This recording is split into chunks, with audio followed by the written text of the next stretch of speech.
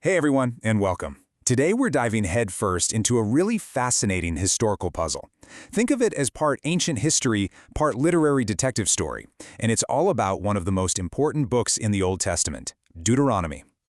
So, here's the big question. The central mystery. When was this book really written? Now that might sound simple, but wow, it has sparked more than a century of intense debate among scholars, with theories that span 1,000 years. You see, the long-standing tradition is that Moses himself wrote the book, way back around 1400 BC.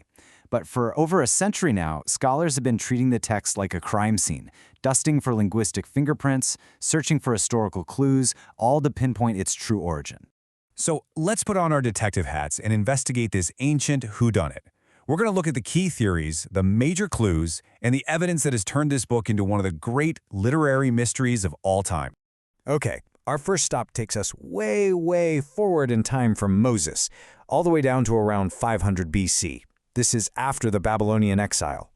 The scholars who proposed this idea saw the book not as ancient history, but as a kind of manifesto for the future. The scholar Gustav Holzer had this incredibly sharp take on it back in 1922. He basically said the laws in Deuteronomy were so idealistic that they couldn't possibly have been written for a real functioning society. To him, it read more like wishful thinking, a fantasy. So, what was his reasoning? Well, for starters, he argued that this idea of everyone worshiping at one single place was just impractical for an early, scattered farming community. I mean, how could everyone just pack up and travel to Jerusalem for a week-long festival and leave their crops and animals behind? He concluded it wasn't a real law code, but more of a theoretical program, dreamed up by priests in Jerusalem who were hoping for a perfect future. And Holzer wasn't some lone wolf here. Another scholar, H. Tennant, pointed to a different clue, the rules for a future king in Deuteronomy 17. He argued, pretty logically, that you probably wouldn't write laws like that if you already had a king. It makes way more sense if it was written during the exile when Israel had no king but was hoping to get one back someday. But of course, the story doesn't end there, not even close. The next wave of scholars came in and started to push back, saying, hang on a second. They started looking for clues that placed the book's origins before the exile, back in the time of the kings and priests. And this is where the entire investigation really pivots, all thanks to two German terms introduced by a scholar named T.H. Ostreicher in 1923.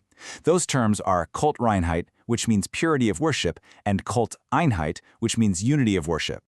Okay, let's break this down, because it's a huge deal. The whole debate came down to this. Was Deuteronomy's main goal about where people worship, at one central place, or was it about how they worship, with purity, getting rid of foreign gods and practices?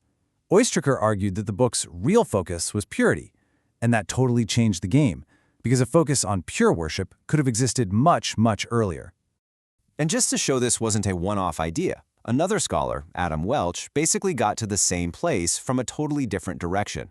He argued the book's real emphasis was on the character of the worship, not how many places people were worshiping.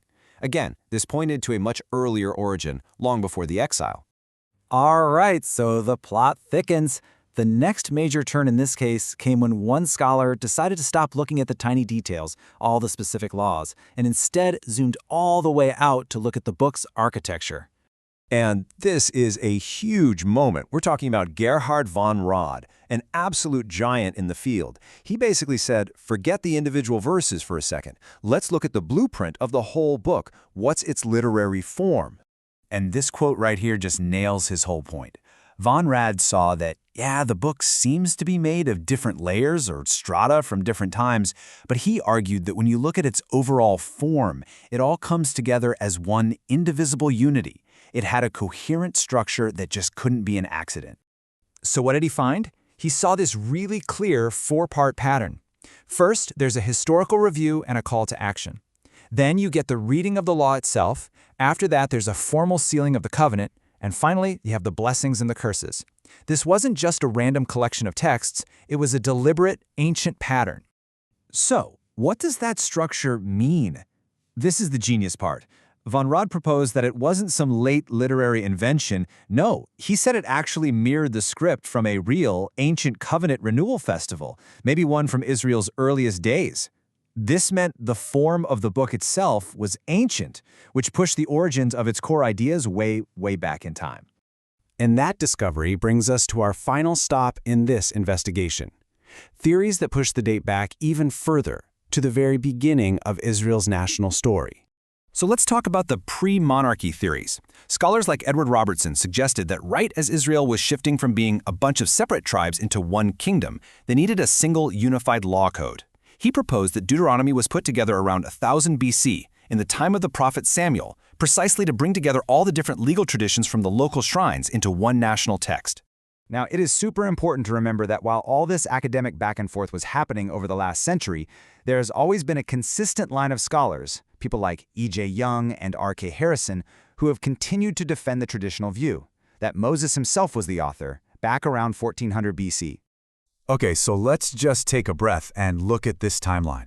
It really puts the whole debate into perspective. You can see the proposed dates are just all over the map, spanning almost 1,000 years, from the traditional Mosaic date to the time of Samuel, through the era of the kings, all the way down to those post-exilic dreamers around 500 BC. So, after all that, who's right? Well, the goal of this explainer isn't really to pick a winner.